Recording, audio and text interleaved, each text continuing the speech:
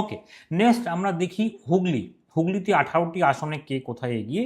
আমরা যদি আমাদের প্রজেকশনে টিএমসি 18টি আসনের মধ্যে 12টি থেকে 14টি আসন পেতে পারে এবং বিজেপি সেখানে 4টি থেকে 6টি আসন পেতে পারে।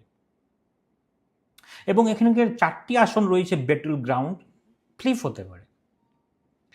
যেমন আমি যদি বলি আরামবাগ বেল্ট, তারপরে আপনার পরশুরা, তারপরে আপনার খানাকুল, চতুর্থ রয়েছে আপনার গোঘাট।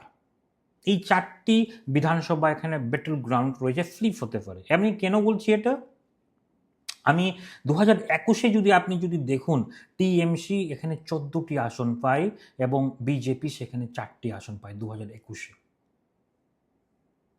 এবং তারপরে যে 4টি আসন পাওয়ার পরে কিন্তু 2024-এ যদি দেখেন, টিএমসি কিন্তু কামব্যাক করে।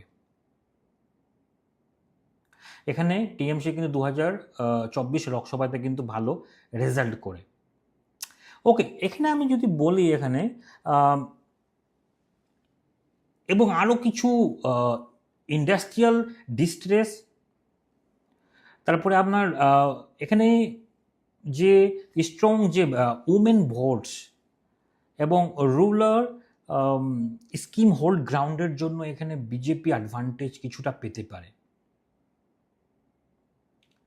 টিএমসি পেতে পারে কিছুটা অ্যাডভান্টেজ। ওকে, চলুন দেখি রেজাল্টে বোঝা যাবে হুগলিতে কার কতটি আসন আসছে। আশা করছি আমাদের এই বিশ্লেষণ আশা করছি আপনি বুঝতে পারছেন।